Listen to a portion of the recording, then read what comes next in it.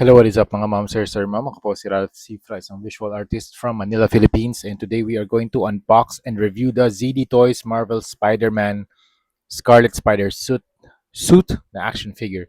So this is the packaging, cardboard box, super high quality. Tapos dito sa side, you have the magnet na part. Tapos merong flap. And then, bubuksan nyo yung box. Nandito yung first tray, nandito yung action figure. And then, sa second tray naman, nandun yung mga accessories. Okay, tanggalin natin. Shoutout nga pala sa Laro Anan. Thank you very much, Laro Anan, for sponsoring this video. Punta lang kayo sa Laro Anan if you want this Spider-Man Scarlet Spider for 1,450 pesos only. Meron din silang Facebook page, Laro Anan, and also Shopee page, Laro Anan din. Yan, if you want to know more about Laruanan, punta lang kayo sa Laruanan ng Facebook and Shopee. Meron silang mga Hulkbuster, Iron Man, Gantry, meron ding mga Chibi, meron Transformers, and iba pang mga action figures. Okay, this is the side of the box. Disney na logo, and meron ding Zongdong Toy na logo. Ibig sabihin ng ZD Toys ay Zongdong Toys. Ito ay original and authentic. Hindi siya fake, hindi siya KO, hindi siya bootleg. Okay? Tapos ito yung likod ng box. Shot of the action figure, front and back, different poses and accessories. Okay, buksan na natin yung first tray. Okay. Oh, nice. Ito yung Scarlet Spider. So usually mga ZD Toys, this is around 1/10 scale. So ang height niya ay around 7 inches tall. Try natin ha, 7 inches to dapat. Tama, 7 inches tall nga. Yep. Okay, buksan natin yung second tray. Nandito yung mga accessories. Okay. Sa accessories, meron siyang base, meron siyang pole, tapos meron din siyang pole attachment. Spring-loaded din to mga mamsir para mahawakan yung Spider-Man action figure for dynamic poses. Meron siyang dalawang web effects and 1, 2, 3, 4, 5, 6, 6 extra hands. Okay, for base attachment, ito yung kanyang uh, parang bendy part. Tapos, i-attach na lang dito para ma-create nyo yung, ma-assemble nyo yung base. Yung base niya, hexagonal base with the Spider-Man logo. 1/10 scale action figure. Alright, so this is Spider-Man out of the packaging. Ito yung front, side, back, other side. In terms of height, 7 inches tall, 1/10 scale. Tapos yung appearance niya, yung color palette niya pala ay red and blue. Tapos black yung logo. Meron ding touches of brown dun sa belt and dun sa kanya mga straps or gauntlet sa ankle and dito sa wrists.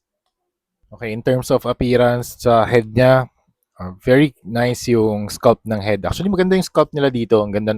Yung suit, merong texture. Very fine texture. Tsaka iba-iba yung layers ng, iba-iba yung types of texture. Dito sa part na to, sa may shoulder, mas malaki yung pattern ng texture niya. Dito sa may biceps, mas fine. Okay? Eyes are large enough. Maganda yung... wala lang siyang alt head, no? Pero okay lang. Pronounce din yung nose. Large eyes. Then you have the hoodie. Hindi nga lang ito cloth ha. Sculpted siya dun sa body.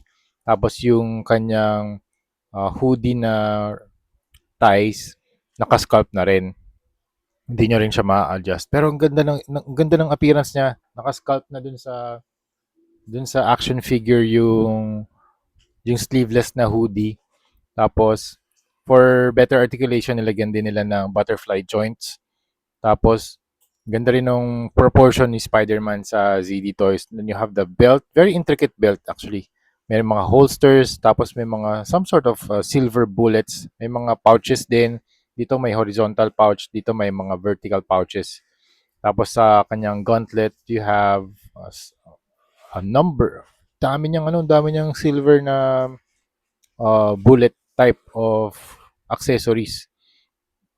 Tapos dito sa kanyang legs, very muscular legs. Yung kanyang build dito, hindi siya super slim. Nasa medium build yung body type niya. Okay, tapos you have the knees. Meron ding knee pads. And, knee pads pa ito. Hindi, knees niya na to eh. Tapos, meron ding belt or ankle belt. Then yung shoes niya, meron ding to articulation. Merong black na trim sa ilalim for better grip. Okay, for articulation, head can look up like that. Very nice. Look down. 360 tilt that far, cool. Butterfly joint, in, out, 360 yung kamay.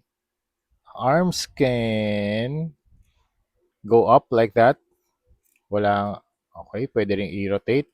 Walang cut dito sa part na to, do sa bicep. Double jointed elbow, ball joint yung kamay. Can do some stretches. Ab crunch like this. Okay, tapos yung paa can move down. Kick that far, back kick that far, can move out. Double jointed knee, and ball jointed yung paa. Alright, so yun lang mga ma'am sir ang ating review ng ZD Toys 110 scale Scarlet Spider na suit, na action figure. Thank you very much again, Laruanan, for this very, very cool na action figure for unboxing and review. Punta lang kayo sa Laruanan kung gusto nyo makabili ng Scarlet Spider. Thank you very much for watching. Nga pala, 1,450 ang price nito mga ma'am sir. Okay? Check out na sa Shopee. Thank you very much for watching and see you sa next video. Bye-bye!